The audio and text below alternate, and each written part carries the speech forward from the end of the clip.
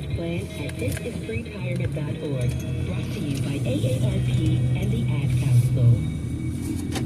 We are Lions. We bring hope where it's needed. Support causes that matter. Change lives. Wait, Lions you?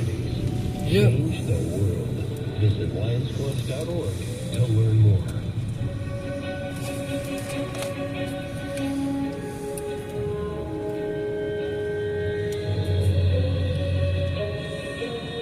And we continue with Our American Stories and the story of Milton Hershey. Oh my goodness, what setbacks he had faced by this time. Bankruptcy, traveling from town to town, but wanting to learn more. Failure did not stop Milton Hershey. It simply fueled him. Let's return to Don Pepsin and Amy Ziegler for more of this remarkable American story.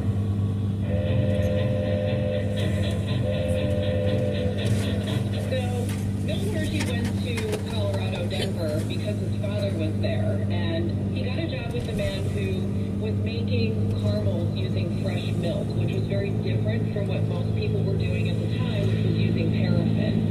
And the fresh milk actually helped it stay stable longer, so it had a good mouthfeel and chewy texture, and it made the flavor better.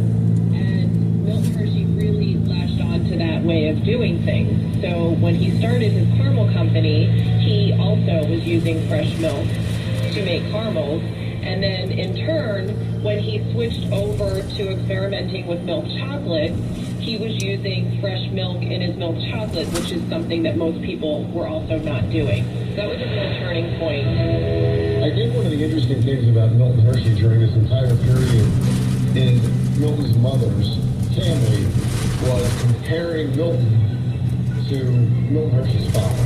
And so they thought that Milton was all over the place, was a little too entrepreneurial, but through all of these ventures that have just been described, Milton Hershey gained so much knowledge about experimentation, about entrepreneurship, about all these kinds of things that literally went into his repository of knowledge that he was going to use later.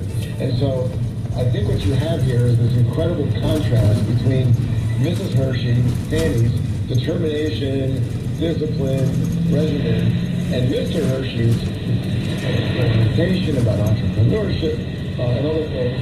And so Milton got the best of both parents. It's interesting because they did see him as being a little all over the place, and people told him a lot of times in his life that he was crazy. But what he had was the follow through that his father never did, because he was really pro taking risk and making big life changes. But when it didn't work out, he didn't just turn around and, try something else. He kind of followed it through and did everything he could to make it happen.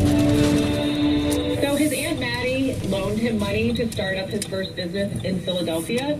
And we have an original sales catalog from that business, and there's probably 75 different items that he was making. So it was a very, very different kind of product list than what he ended up doing when he became really successful.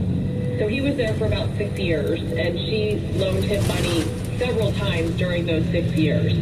By the time he left Philadelphia and ended up having to declare bankruptcy, they weren't really bankrolling him anymore after that. So he was moving around, and he actually worked for other people in those locations. When he went to New Orleans and Chicago, he wasn't sort of doing his own business. He was working for other people and learning more about it.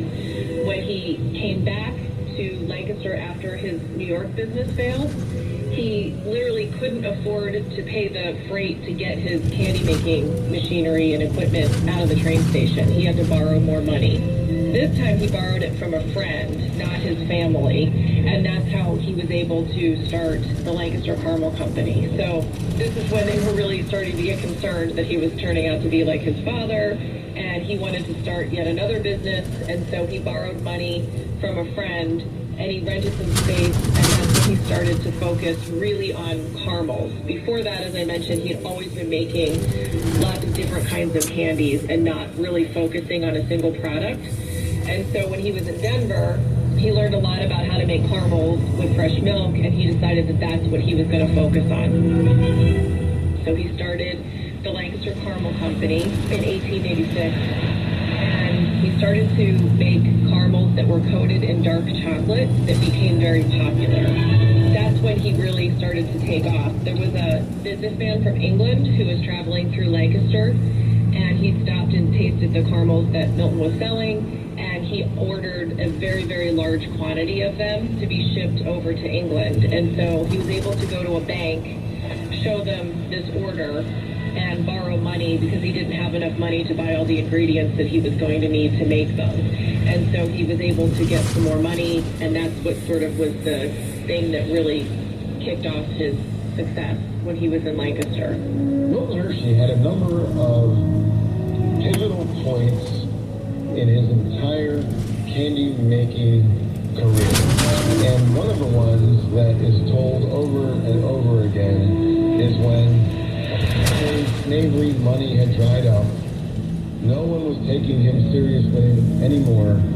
He finally gets to the point where he has this large order in hand from England. The only reason he was able to finance the purchasing of the ingredients for that order was because the cashier at the Lancaster Bank, Mr. Brenneman, decided to co-sign the loan agreement, and without that, he personally co-signed the loan agreement, and without that, he would not have gotten the bank loan that he needed to basically take his business and create a caramel business that became the #1 caramel business in America. So the reason that Mr. Brenneman was so apt to be able to be a co-signer of the loan agreement was because he had tasted the caramels and visited the factory in Lancaster, and he was impressed with not only the taste of the caramels, but he was also very, very impressed with the productivity of the factory. By 1894, he had over 1,300 people working for him. He eventually had caramel plants in Mount Joy and Reading, Pennsylvania. He had a sales office in a plant outside of Chicago, and he also had the one in Lancaster. So he was doing really well and was selling caramels across the country at that point. So it was pretty fast. When you look at all of the struggle that went into getting back to Lancaster and starting over again with caramels, this was a pretty fast rise to success. And he eventually went on to become one of the most successful businessmen in Lancaster.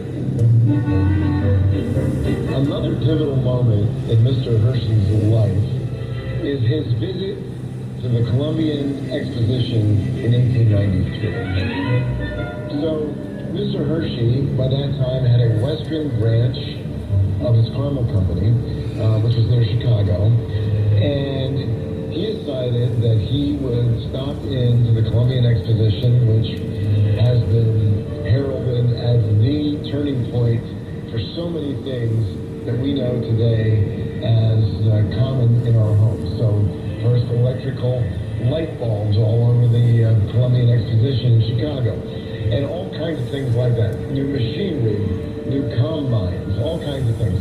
But Mr. Hershey is enamored with the chocolate display by a chocolate machine manufacturer that is the Lehman Company. And so he's walking through the exhibits, and he is just incredibly overwhelmed with this chocolate display. And I have to admit, from the descriptions that we have, this chocolate display was incredibly impressive. It was an entire front of a house that looked like chocolate.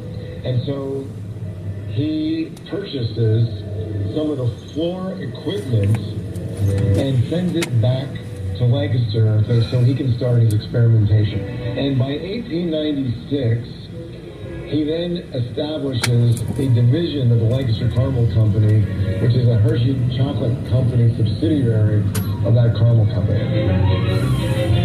And you're listening to Don Papson and Amy Ziegler tell the story of Milton Hershey and the relentlessness of this guy, the learning that takes place from failure. And that's what we learn, the relentlessness to pursue excellence in your trade, which doesn't happen in a year or 3 or 5.